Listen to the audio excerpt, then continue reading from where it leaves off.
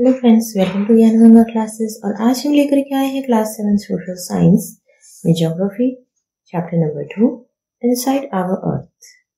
इसमें हम बात करेंगे कि हमारे अर्थ के इनसाइड में क्या क्या चीजें पाई जाती हैं, कितनी लेयर्स होती हैं, वो किससे फॉर्म होती हैं। फिर जानेंगे हम डिफरेंट रॉक्स के बारे में, उनके प्रोसेस, उनकी साइकिल के बारे में, और समझेंगे इसके ढेर सारे कंसेप्ट्स।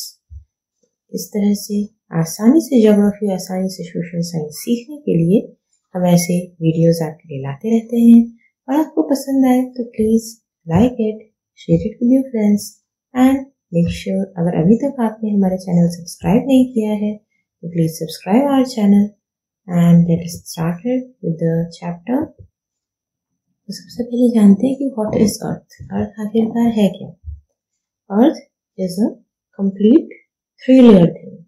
ये 3 लेयर से बनी हुई चीज है। Earth is made up of 3 layers. The crust, the crust, the outer. Okay. Then there is second layer, that is mantle, and then there is the inner core. Okay, the core.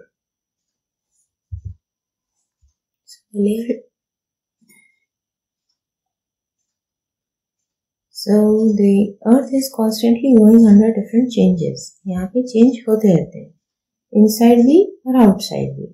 इसीलिए हम इसे dynamic planet कहते हैं। हम अर्थ को dynamic planet क्यों कहते हैं? Because there is a constant change inside the earth and outside the earth. Outside the earth हमने लास्ट चैप्टर में पढ़ा था कि मतलब there is lithosphere, hydrosphere, and then we understood कि वहां पे रहते हैं हम, तो हम उससे इंटरेक्ट करते हैं, अलग अलग एनवायरमेंट बनाते हैं।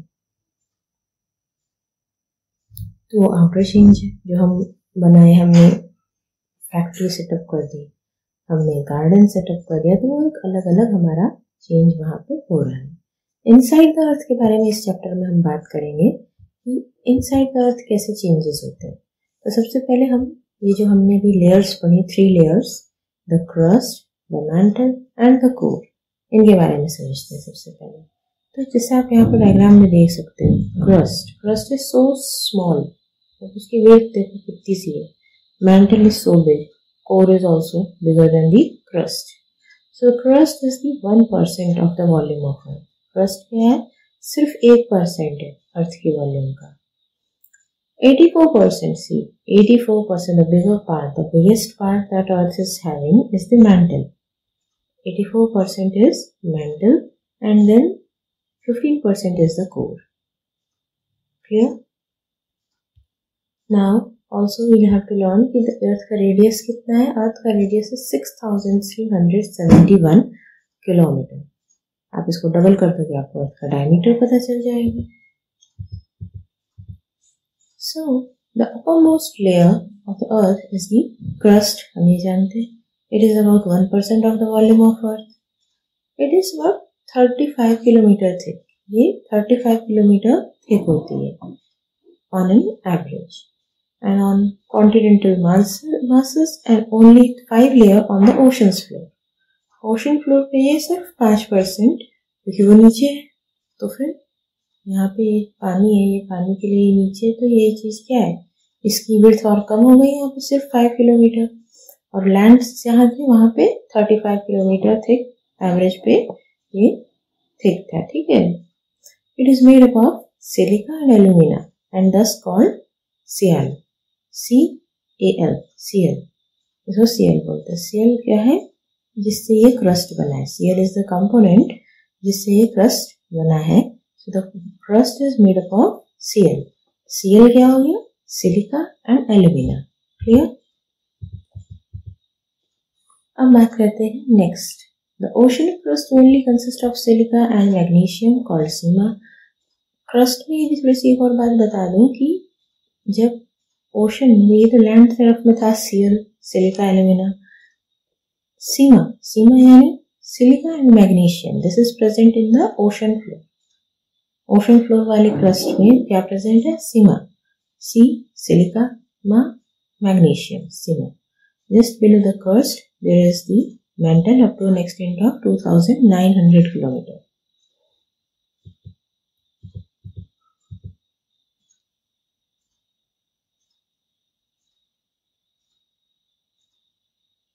The innermost layer is the core. You know it, with a radius of 3500 km. As it is made up of nickel and iron, it is called knife. NiFe वाला knife. Ni से हो गया nickel, Fe से iron. The central core has a very high temperature and pressure. Central core किससे बना है? Nickel and iron से. और वहाँ वो सबसे ज्यादा highest temperature भी वहाँ है अर्थ का और highest pressure भी. क्लियर? हम बात करते हैं अर्थ में. आप देखते हैं हम लोग जब चलते हैं जो चीज़ें सॉलिड है वहाँ बहुत सारे रॉक्स होते हैं. तो अब हम रॉक्स के बारे में बात करते हैं कि आखिरकार रॉक्स होते क्या है, कैसे बनते हैं. तो अर्थ क्रस्ट हम जानते हैं, क्रस्ट द ऊपर लेयर, इस पे आपको बहुत सारे रॉक्स दिखते हैं. Any natural mass of mineral matter that make up the earth crust is called rock. Earth crust he different rocks से बनी हुई है. सो द एनी नेचुरल मास, क्या डेफिनेशन हुई रॉक की? कोई भी natural mass, any natural mass that of made up of mineral matter, minerals से बना हुआ है, make up the earth crust is called rock. वो अर्थ की क्रस्ट बना दे. कितने टाइप के रॉक्स हम लोग जानने वाले हैं? 3 types, igneous, sedimentary and metamorphic. अभी एक एक के बारे में जानते हैं. इग्नियस रॉक्स क्या होते हैं? सबसे पहले there is a magma, a liquid hot inside, और लावा आप कह सकते हो, जो कि वोल्केनो से निकलता है. तो दैट मोल्टन मैग्मा और molten lava cools down and becomes solid. This form a rock, a solid rock. That rock formed is called igneous or primary rocks. इसको हम igneous बोलते हैं या primary बोलते हैं. There are 2 types, extrusive, intrusive. समझिए पहले कि igneous rocks क्या होते हैं. The rocks that are formed by hot molten magma, when it cool down, it forms a solid rock and this is called igneous or primary rocks. और ये कितने types के होते हैं? Extrusive and intrusive. Extrusive, the very fine grained structure. वो जो होते हैं extrusive होते हैं. The fine grained igneous rocks are the extrusive rocks. Example basalt. And intrusive, the deep inside form होते हैं. Example granite. एक्सट्रूसिव का हमारे पास एग्जाम्पल है बेसॉल्ट और इंट्रूसिव का है ग्रेनाइट. अब बात करते हैं दूसरे टाइप्स ऑफ रॉक्स की. सेडिमेंट्री. सेडिमेंट्री मतलब they are form from the sediments. Sediments यानी जो सेटल डाउन है, जो फ्रैगमेंट्स हैं जो रह गया उसके बाद. ठीक है, which are small fragments of rocks. तो जब लावा आया, दैट फर्स्टली जो बड़े बड़े पत्थर बने, उसके बाद कुछ लावा ऐसे छोटे छोटे पत्थरों में टूट गया होगा, छोटा छोटा हो गया होगा. तो that small fragments, that is the sedimentation, sedimentary. Okay, the sediments. So rocks formed by the sediments, formed by the small fragments of rocks. Example sandstone. Sandstone एक एग्जाम्पल है जो कि ऐसा स्टोन है जो कि different small grains of sand से बना है. So it's formed into a stone, that is the sedimentary. यहाँ पे आपको नीचे चार्ट दिख रहा होगा जिसमें अलग अलग हमारे तीनों टाइप के रॉक्स का एग्जाम्पल है. इग्नियस में ग्रेनाइट, स्कोरिया, प्यूमिस, ऑब्सिडियन. आप ग्रेनाइट और प्यूमिस भी याद कर सकते हो. तो क्या रहेगा, आपके पास एक से ज्यादा एग्जाम्पल रहेंगे. नोट कर लो आप इनके नाम. ठीक है. और फिर सेडिमेंटरी. सेडिमेंट्री में है सैंडस्टोन है, लाइमस्टोन है, शेल, कॉन्ग्लोमरेट एंड जिप्सम. ये सब हमारे सेडिमेंटरी स्टोन्स हैं. आपको इनके नाम यहाँ से मिल गए. Sandstone, limestone, shale, conglomerate and gypsum.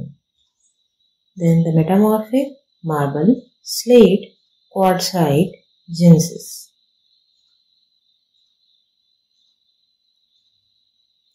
आपको एक फैक्ट बताते हैं. इग्नियस में, इग्नियस मतलब फायर, तो यानी कि फायर से बना, जो हॉट चीज से कूल डाउन होने पे बना वो हो गया igneous rock.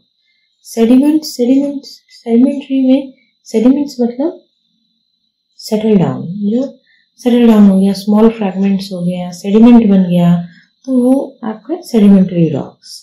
Metamorphic Greek word है, मेटामॉर्फोस से बना है।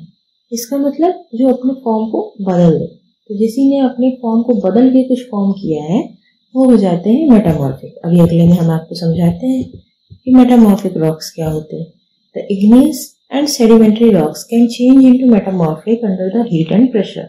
तो कुछ क्लाइमेटिक कंडीशंस ऐसी होती है, एनवायरमेंटल कंडीशन होती है, डिफरेंट हीट डिफरेंट प्रेशर के अंडर, दैट इग्नियस रॉक्स अपने आप को चेंज करके या सेडिमेंट्री अपने आप को चेंज करके दे फॉर्म